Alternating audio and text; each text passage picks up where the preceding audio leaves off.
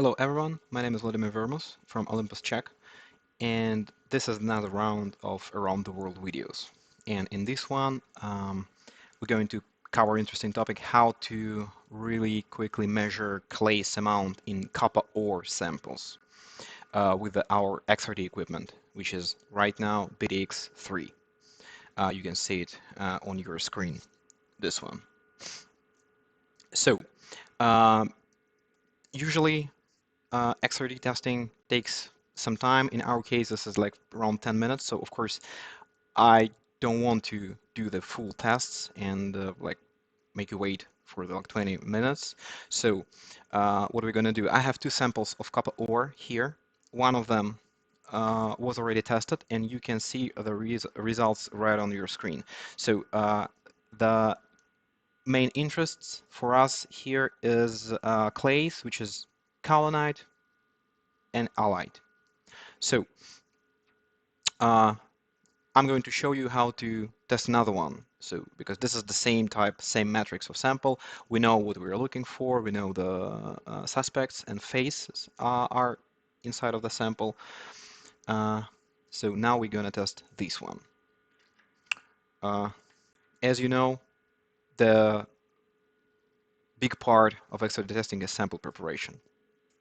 And with BTX3, we can do it really simple and really quick. Even like recording this video, I'm going to prepare and test one sample. So what do we need to do? So you can see right now in my arms, this is my hands, this is a sample holder. And we need to put sample inside this cell. So I have a sample. It's pretty fine prepared, but still there is some agglomerates here. So I'm going to use this 150 micron sieve to separate them and to make powder as fine as possible. So with this spoon, I take small amount of sample and put it right on the sieve.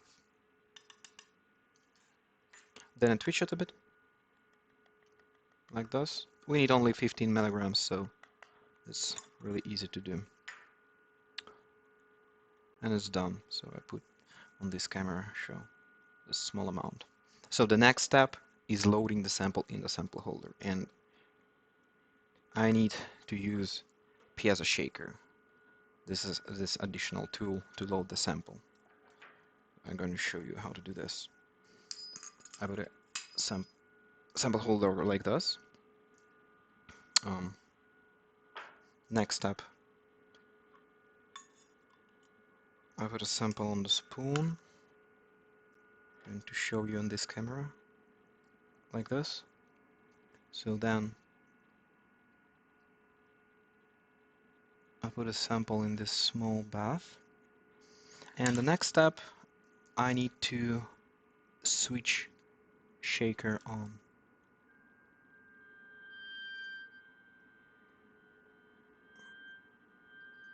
And you can see particles go down right to the cell. And basically this is it. So our sample is inside of the cell and we are ready to test. So I'm gonna put sample holder here in the box, click it, and now I'm ready to operate. So I can start all the acquisition right here from the bottom interface of the unit and just monitor all the data through the smartphone or any browser capable device. Or I can do this with the web interface. This is what I want to do. So I'm going to live operator here. Everything's done. So I can put some naming, but I don't want to do this right now. So push the start button. And you can see on the screen of the unit, instrument busy, please wait, of course, because it's Wi-Fi connection. So right now we connected with the Wi-Fi and it takes like a couple seconds to do this connection. So now acquisition has already started. So we just need to wait for the first results on the screen.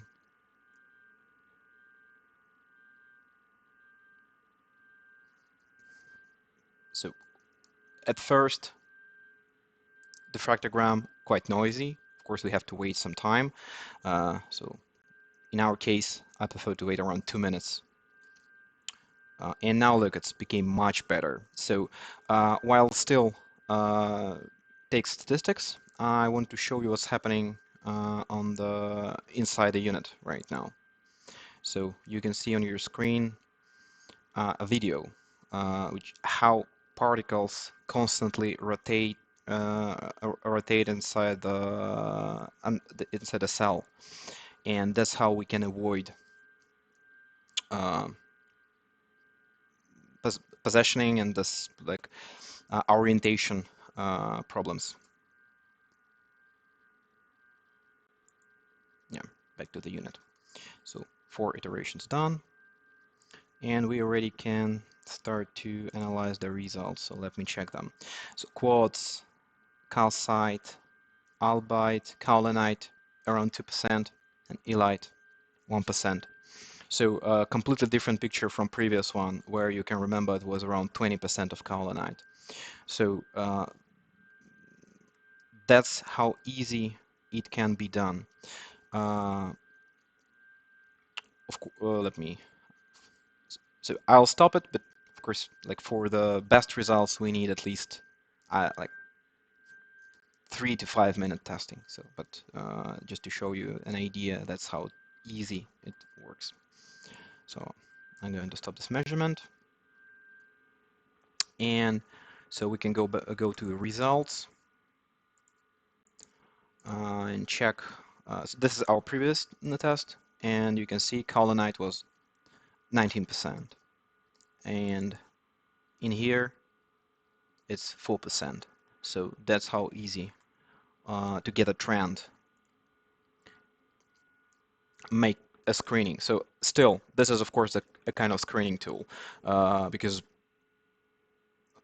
we analyze the phases which we expect in this particular sample. So if you know a list of minerals you want to measure, if your ore matrix is quite stable from the point of view of the same minerals, build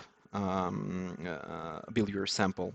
This is SwiftMean is a perfect tool to operate, and you can easily get the trend screen and recognize the